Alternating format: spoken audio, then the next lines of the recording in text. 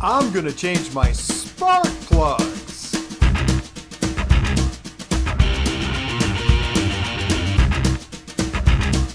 Oh. I'm Mike, the backyard mechanic, and this is the Lexus. It has 175,000 miles.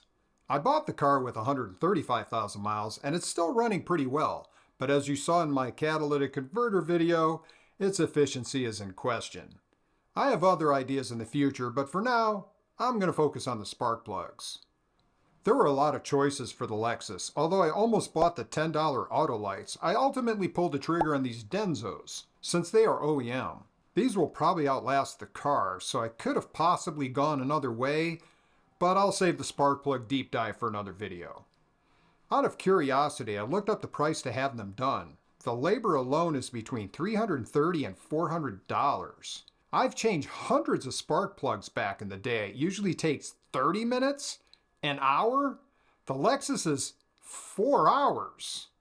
Here's why. Step 1, pull the engine. Just kidding, but the intake needs to come off. Before I begin, a fan said that I should show what tools are going to be used before starting the job. Let's do that. You will need a hammer and chisel, a spatula, whatever this is, nunchucks, a Popeye bobblehead, and a Superman vs. Muhammad Ali hardbound treasury edition. The fan also said I should show what techniques I use. Here is a technique you will need to change your spark plugs.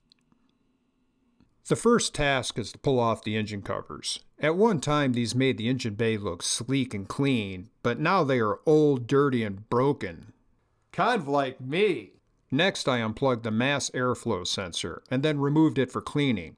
Even though it was pretty clean, I loosened the clamps on the air tube, then the clamp on the ventilation hose. This allows the air tube to be removed. I used the mass airflow cleaner to clean out the throttle body. The PCV hose is unclamped and removed. Then the fuel line is disconnected with a 12mm wrench. This has 2 copper washers that should be replaced. But if you don't replace them, don't lose them. One of mine fell onto the exhaust manifold, and guess what? You can't pick that up with a magnet. The hose for the purge valve is removed, along with the connector. The intake bolts can now be removed. It is often called the intake, but this is actually the intake air surge tank assembly, which bolts to the intake manifold. I started with 2 studs held on with 10mm nuts. Then to the Allen bolts, using a 5mm Allen wrench. Be sure the wrench is all the way in the bolt head. You may want to tap them in with a hammer. The socket would not fit in the cavity for the 5th Allen. I used a long T-handle wrench with an adjustable wrench on it to break it free. Now I'm searching. Found number 6 here. Still isn't loose. Found number 7 here. I attacked the back bolt near the firewall next. It's 12mm and pretty hard to get to, and it fought me all the way out, but it comes out with patience. To disconnect the throttle body, I used a 10mm socket for the 4 bolts on the front, and then a 10mm wrench to remove the bolt on the side.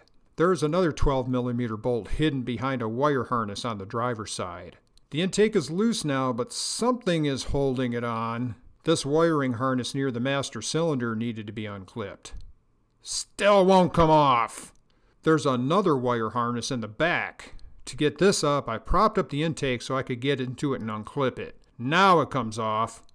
Easy as that. I stuffed some paper towels in the ports to keep me from making a stupid mistake. Now on to the spark plugs. An important step that I did not record, but I swear I did, is to get rid of any dirt and debris around the spark plug so it does not fall into the cylinder. Do this with compressed air or a shop vac. Start by removing the connector from the coil pack. It's old, so the screwdriver helps. I only broke 2 of the 6 connectors, so I call that a win. The coil pack is held on with a 10mm bolt. It pops off the spark plug and out of the valve cover well. The plug comes out with a 5/8 or 16mm spark plug socket. The old spark plug looks good, or at least better than I expected. Because they are iridium, I didn't expect wear.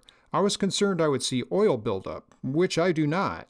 It does have a bit of tan sandiness from atomized oil, Not a huge concern with this mileage. I recorded me removing all 6 spark plugs. Or I thought I did. I only have footage of the one, and I have several minutes of footage that looks like this. I'm glad I didn't do anything embarrassing. Now to put the new plugs back in, starting with what not to do. Do not use anti-seize, which you would know if you read, well, instructions do not come with spark plugs. You just need to know. The rule of thumb is if the threads are dull and dark, you should use a drop of anti-seize. If the threads are shiny, they have a nickel coating, which is there to prevent seizing. If you add anti-seize, this could allow over-torquing of the plug and it could break. There's also the possibility that engine vibrations could loosen them over time. I'm really glad I'm only demonstrating it here so you remember not to do it. Holding the plug with the spark plug socket, insert it into the tube carefully, protecting the tip. Banging it around could change the gap. Oh wait, another important step here is to check the gap in the plugs. I actually did not do this because the higher end plugs like these iridiums are pre-gapped. You mainly need to do this if you use copper plugs. But you would already know that because copper plugs need to be replaced every 12 months. And I'm wasting my breath because you spend all your time replacing your spark plugs and you don't have time to watch Jibber Jabber Tube. Carefully thread it in several turns by hand. Cross-threading a spark plug is a $1,000 mistake. Finish screwing it in and then torque to 18 foot-pounds. Insert the coil packs, ideally in the same cylinders from which they came. Another important step would be to add dielectric grease to the spark plug boots. This helps insulate the plug and also keeps the boot from sticking to it over time. I remembered to do this. I just didn't record it. Tighten them down with the 10mm bolts. Connect the connectors. I recorded the other side too, but it looks exactly the same. So here it is, except very fast. I'm cleaning the mounting surface of the intake and preparing it for the new gaskets that I wasted $30 on. The 175,000 mile silicone gaskets were in amazing condition. I did not need new ones. The intake goes on in roughly reverse order it came off, starting with that stupid wire harness clip in the back. Then it needs to be wiggled into place. Fruit salad, yummy, yummy. So that the studs line up and go into the holes and the air surge tank sits flat on the intake manifold. I put the super hard back bolt on first, which seemed to work out since the intake could be wiggled and the bolt can be screwed in mostly by hand. Then I attached the EGR hose, which is toward the back near that bolt. I added the Allen bolts and the nuts on the studs. Anti-seize would be a good idea on these. Then the hidden 12mm on the side. Then the fuel line, the side wire harness, and this vacuum line. I started all 5 bolts in the throttle body before tightening them up. The purge vacuum line, then the air tube, and finally the mass airflow sensor. Put on these ugly-ass covers and done! The Lexus performance felt about the same. I guess time will tell if gas mileage improves. It's good preventative maintenance nonetheless. It took 4 hours, which is crazy. But if you have more time than money, or if you're crazy, this is the way to go. Oh, hey, I have a fan online. What's your first question? Is it still hot out there? Yeah. Texas is hot. Did you catch a game last night? What game?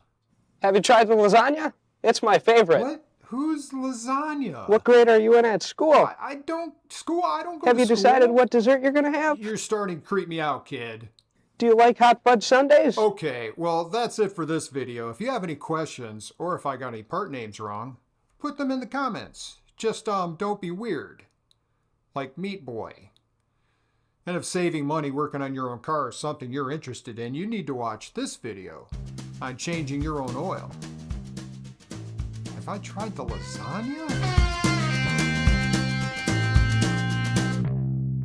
Do you like hot fudge sundaes?